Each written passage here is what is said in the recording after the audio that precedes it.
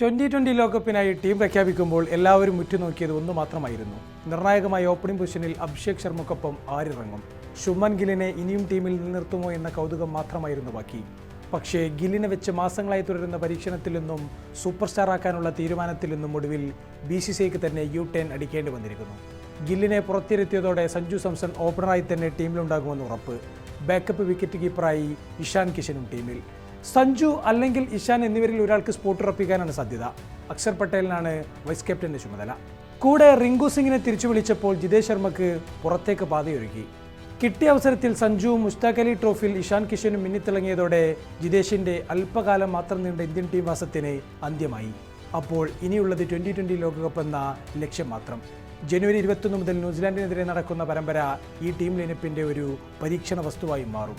സെറ്റായ ടീമുമായി ഈ പരമ്പര കളിക്കുമോ അതോ പരീക്ഷണങ്ങൾക്ക് വീണ്ടും വേദിയാകുമോ എന്ന കാര്യം കണ്ടറിയണം. ഇഷാൻ കിഷന്റെ വരവോടെ യശസ്വി ജയ്സ്വാളിന്റെ ടീമിലേക്കുള്ള മടങ്ങിവരവിനുള്ള പ്രതീക്ഷയും അസ്തമിച്ചു. വൺഡോണായി തിലക് വർമ്മ ഇറങ്ങുമ്പോൾ നാലാമനായാകും സൂര്യകുമാർ ഇടം പിടിക്കുക. ഹർദിക് പാണ്ഡ്യ അഞ്ചാമനായി മിഡിൽ ഓർഡറിൽ ഇന്ത്യക്ക് കരുത്താകും. പിന്നാലെ ഉപനായകൻ അക്ഷർ പട്ടേൽ എത്തും. വാഷിംഗ്ടൺ സുന്ദർ മറ്റൊരു ഓൾറൗണ്ടറായി ഇടം പിടിച്ചാൽ കുൽദീപ് യാദവ് പുറത്താകാനാണ് സാധ്യത. സ്പെഷ്യലിസ്റ്റ് സ്പിന്നറായി വരുൺ ചക്രവർത്തി ടീമിലുണ്ടാകുമെന്ന കാര്യം ഉറപ്പാണ്.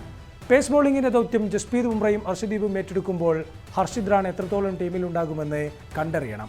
ഹാർദിക് പാണ്ഡ്യ മിന്നും പെർഫോമൻസ് നടത്തുമ്പോൾ ശിവൻ ദുബെയുടെ കാര്യവും കണ്ടുതന്നെ അറിയണം. ഫിനിഷറുടെ റോളായിരിക്കും റിങ്കു സിംഗിന് മുന്നിൽ ടീം മാനേജ്മെന്റ് നൽകുന്ന ദൗത്യം. ഗിൽ പുറത്തായതിനെക്കുറിച്ച് വാർത്താസമ്മേളനത്തിൽ അഗാർക്കർക്ക് നേരെ ചോദ്യമുയർന്നിരുന്നു. മറുപടി ഇങ്ങനെ: നമ്മളിപ്പോൾ പല കോമ്പിനേഷനുകളും പരീക്ഷിച്ചുകൊണ്ടിരിക്കുകയാണ്. നമ്മുടെ വിക്കറ്റ് കീപ്പർ ടോപ്പ് ഓർഡറിലാണ് ബാറ്റ് ചെയ്യുന്നതെങ്കിൽ എന്തെങ്കിലും പ്രശ്നമുണ്ടായാൽ പകരം ഉപയോഗിക്കാൻ മറ്റൊരു വിക്കറ്റ് കീപ്പർ കൂടി വേണമെന്നാണ് ഞങ്ങൾ ചിന്തിച്ചത്. നിലവിൽ ജിതേഷ് അവിടെ ഉണ്ടായിരുന്നു. അദ്ദേഹത്തിൻ്റെ ഭാഗത്ത് വലിയ തെറ്റുകളൊന്നും ഉണ്ടായിട്ടില്ല. ഇനി ശുഭ്മാൻ ഗില്ലിൻ്റെ കാര്യമെടുത്താൽ അദ്ദേഹം എത്രത്തോളം മികച്ച കളിക്കാരനാണെന്ന് നമുക്കറിയാം. പക്ഷേ നിലവിൽ അദ്ദേഹത്തിന് റൺസ് കണ്ടെത്താൻ അല്പം ബുദ്ധിമുട്ടുണ്ട്. ടീമിൽ നിന്ന് പുറത്തായത് നിർഭാഗ്യകരമാണ്. പോയ ലോകകപ്പിലും വ്യത്യസ്തമായ കോമ്പിനേഷനുകൾ പരീക്ഷിച്ചത് കാരണം അദ്ദേഹത്തിന് അവസരം നഷ്ടമായിരുന്നു, അഗർക്കർ പറഞ്ഞു. ഗില്ലിനെ തള്ളാതെ ടീം കോമ്പിനേഷൻ കാരണമാണ് ഗില്ലിനെ പുറത്തിരുത്തിയത് എന്ന വാദമാണ് അഗർക്കർ നിരത്തിയത്. അഹമ്മദാബാദ് മോദി സ്റ്റേഡിയത്തിൽ ഇന്നലെ നടന്ന ഹൈ വോൾട്ടേജ് പോരാട്ടം വരാനിരിക്കുന്ന 2020 ലോകകപ്പിലേക്കുള്ള ഇന്ത്യയുടെ കൃത്യമായ സ്റ്റേറ്റ്മെന്റ് കൂടിയായിരുന്നു. രോഹിത് ശർമ്മയുടെ ക്യാപ്റ്റൻസിയിൽ വിശ്വകിരീടം ഉയർത്തിയതിനു പിന്നാലെ ഒരു പരമ്പര പോലും അടിയറവ് വെക്കാതെയുള്ള ജൈത്രയാത്രയുടെ മറ്റൊരു മനോഹര പരിസമാപ്തി. തുടർച്ചയായി 8ാം ബൈലാറ്ററൽ പരമ്പര. ഹാർദിക് പാണ്ഡ്യയുടെ വരവോടെ ഇടക്ക് നഷ്ടമായ ടീം ബാലൻസ് തിരികെ പിടിക്കാനും ഇന്ത്യക്കായി. ചെറിയ ഇടവേളയ്ക്ക് ശേഷം സഞ്ജു അഭിഷേക് ശർമ്മ ഓപ്പണിംഗ് കൂട്ടുകെട്ടിൽ പവർ പ്ലേയിലെ അഗ്രസീവ് അപ്രോച്ച്. മധ്യ ഓവറുകളിൽ ഹാർദിക് പാണ്ഡ്യയുടെ ഫിയർലെസ് ബാറ്റിംഗ്. ആങ്കർ റോളിൽ പതിവ് ഫോമിൽ Tilak Varma. T20 number 1 bowler താൻ തന്നെയെന്ന് അടിവരയിടുന്ന ജസ്പ്രീത് ബുംറയുടെ മിന്നും പ്രകടനം. ബേക്ക് ത്രൂ വിക്കറ്റുകളുമായി മിസ്റ്ററി സ്പിന്നർ വരുൺ ചക്രവർത്തി. അങ്ങനെ ഓരോ താരങ്ങളും തങ്ങളുടെ റോൾ ഗംഭീരമാക്കി.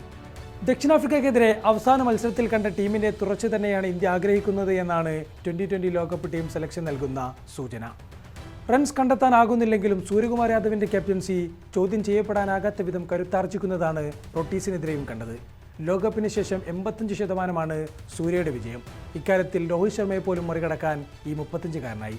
ധാരാളം വെല്ലുവിളി നിറഞ്ഞ സീരീസായിരുന്നു കടന്നുപോയത്. എന്നാൽ ഞങ്ങൾ ലക്ഷ്യമിട്ട വലിയ ദൗത്യം നിറവേറ്റാനായി. എന്നാൽ സൂര്യ എന്ന ബാറ്ററെ കണ്ടെത്തുകയെന്നതിൽ പരാജയപ്പെട്ടു. അവൻ ശക്തനായി തിരിച്ചു വരും. തൻ്റെ പ്രകടനത്തെക്കുറിച്ച് സ്വയം വിമർശനം നടത്തുന്നതായിരുന്നു മത്സരശേഷമുള്ള സൂര്യകുമാറിൻ്റെ ഈ പ്രതികരണം. അവസാന T20 ഇന്ത്യൻ ബോളിംഗിൽ എടുത്തു പറയേണ്ടത് ബുംറയുടെ സ്പെല്ലാണ്.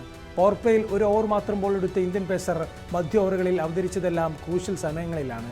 2 ഇന്നിംഗ്സിലുമായി 400-ലധികം റൺസ് പിറന്ന മത്സരത്തിൽ 4 ഓവറിൽ വെറും 17 റൺസ് കൺസീഡ് ചെയ്താണ് ബുംറ നിർണായകമായ 2 വിക്കറ്റുകൾ എടുത്തത്.